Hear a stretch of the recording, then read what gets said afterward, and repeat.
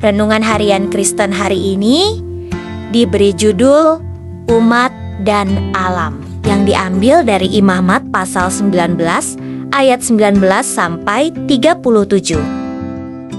Firman Tuhan yang disampaikan melalui Musa kepada umat Israel menggarisbawahi pentingnya hidup kudus, mencakup segala aspek mulai dari tata cara ibadah hingga hubungan antar sesama.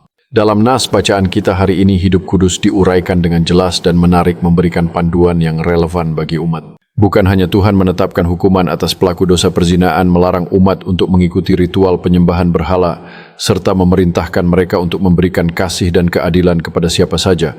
Ia juga memberikan ketetapan yang berkaitan dengan alam. 2 jenis ternak tidak boleh dikawinkan dan 2 jenis benih tidak boleh ditabur di ladang yang sama karena dapat mengakibatkan penurunan kualitas genetik dan hasil pertanian yang buruk. Sesungguhnya di dalam konteks zaman itu, ketetapan ini merupakan larangan terhadap pencampuran. Apapun yang telah Tuhan tetapkan, janganlah kita campur adukan. Kita harus memperlakukan hewan dan tanaman sebagaimana Tuhan menciptakannya. Demikian pula dengan 2 jenis bahan pakaian yang bukan sekadar tentang pilihan gaya, melainkan tentang pencampuran antara bangsa Israel dan bangsa asing.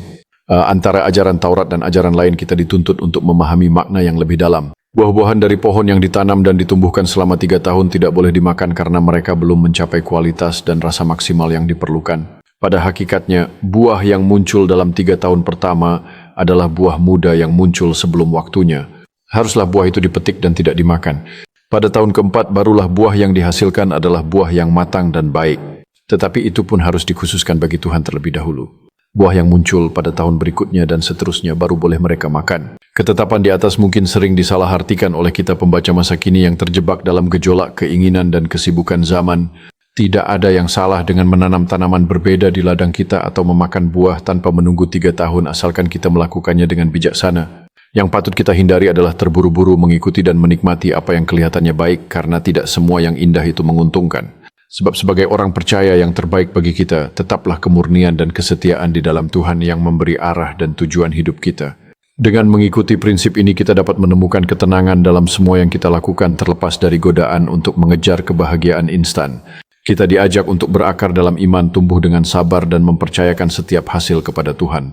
Semua ini mengingatkan kita bahwa perjalanan spiritual adalah tentang proses, bukan hanya tujuan akhir. Dengan kesabaran dan pengharapan, kita akan menuai buah yang berkualitas di dalam hidup kita. Maka marilah kita berpegang teguh pada prinsip-prinsip yang mendasari iman kita, menjadikan Tuhan sebagai pusat dari segala aktivitas kita.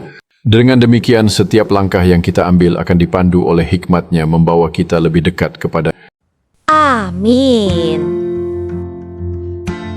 Terima kasih untuk kalian yang sudah menonton dari awal sampai akhir. Jangan lupa subscribe, komen, like, share, dan nyalakan loncengnya biar tidak ketinggalan update renungan hariannya. Tuhan Yesus memberkati kita semua. Amin.